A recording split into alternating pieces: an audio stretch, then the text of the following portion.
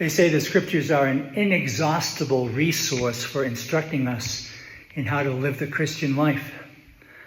And this weekend I found out that is really true. I've been preaching the gospel of the Good Samaritan for over 53 years. And this was the first time I took notice of one particular word in the story. It's in the dialogue between Jesus and the scholar of the law. Remember this? And because the man wished to justify himself, he asked Jesus, "Who is my neighbor?" The word I've overlooked for more than 5 decades is justify. The man wanted to justify himself. Now, this man is a lawyer, so he's accustomed to defining the letter of the law. Jesus has just detailed for him the law one must obey to inherit eternal life. Love God with all your heart and being, with all your strength and your mind, and love your neighbor as you love yourself. And because the man wished to justify himself, he asked, "Who's my neighbor?" As a scholar of the law, the man immediately recognizes that the term neighbor was a category of persons open to incredibly broad interpretation. So he wants to justify himself. He wants to define the category, set some limits. He wants to be very clear about who is and who is not my neighbor, lest he transgress the law and forfeit the eternal life he's seeking. What the lawyer does not yet understand, but is about to find out, is that Jesus is the defense attorney in a class action suit for every neighbor in the history of humankind. So, before you and I try to figure out if we identify more with the kind and compassionate Samaritan or with the self-absorbed, uncaring priest and Levite, we might want to examine how we identify with the lawyer. We might want to look at how sometimes we might want to justify ourselves by defining the term and setting limits on just who our neighbor might be. Sitting at the defense table is Jesus. And in the case of the Good Samaritan, Jesus is arguing that everyone is our neighbor, just what the lawyer hoped would not be the answer. And that each of us is called to be neighbor to everyone. Jesus makes his case very simply and quickly by proving beyond a shadow of a doubt that the category neighbor includes, without reservation, even those I don't know. Complete strangers, half dead on the road. People I don't prefer. People who annoy me. Folks I don't like. Folks who don't like me. People I deem undeserving. Those who despise me. Those whom I despise. Those who oppose me. My sworn enemies. All these, says Jesus, are your neighbor. And all of these are you called to be neighbor to. Jesus says that, like the Good Samaritan who bandaged, transported, and cared for the man he found on the road, we are to touch and care for and carry our neighbor, whomever our neighbor might be. Not only that, Jesus gives us here, I think, the first example of paying it forward. Remember, the Samaritan left the injured man at the end and slipped the innkeeper some coins. Take care of the guy till I come back. And if it costs more, I'll reimburse you. Let's go back to where we started.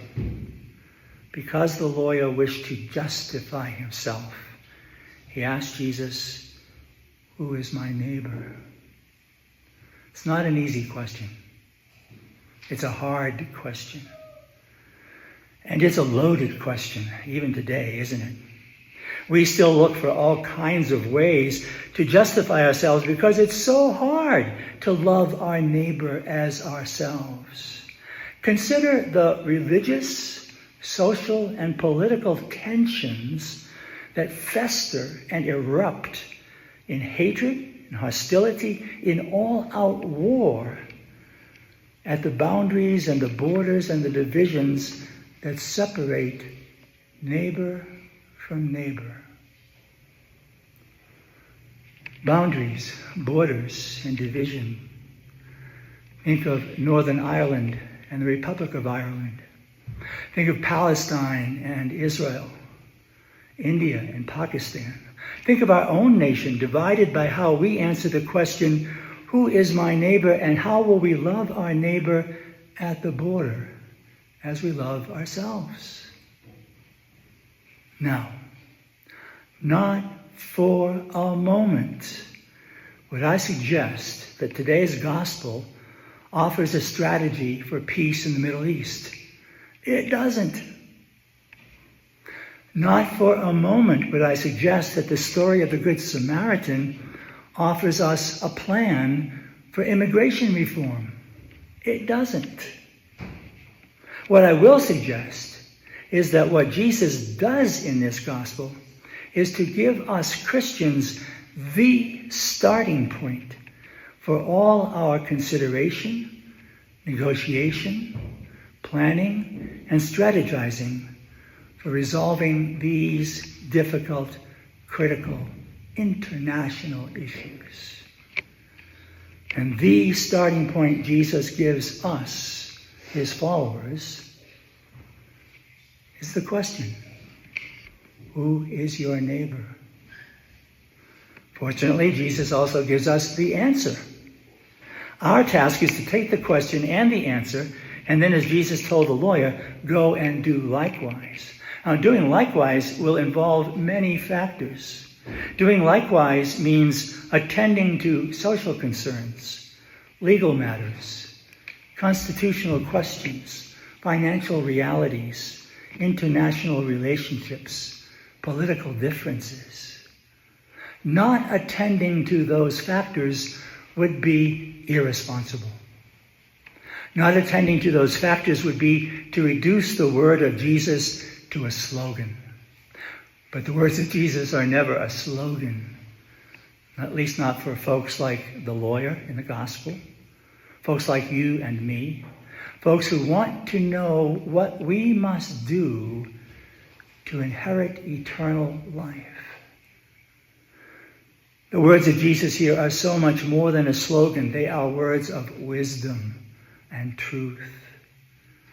And the story of the Good Samaritan is the starting point, the only starting point for us to consider and to answer the question, who is my neighbor? Any other starting point lies outside the faith that you and I profess here today. We are gathered at the Lord's table in the shadow of the cross, where Jesus laid down his life for his neighbor. He laid down his life for those who would love him, and he laid down his life for those who would never know him. He laid down his life for those who would abandon and betray him, for those who would not deserve him or his mercy, for those who would, over and over and over again, fail to recognize him in their neighbor. So, pray with me today that we will hear the words of Jesus and begin anew to love our neighbor as we love ourselves.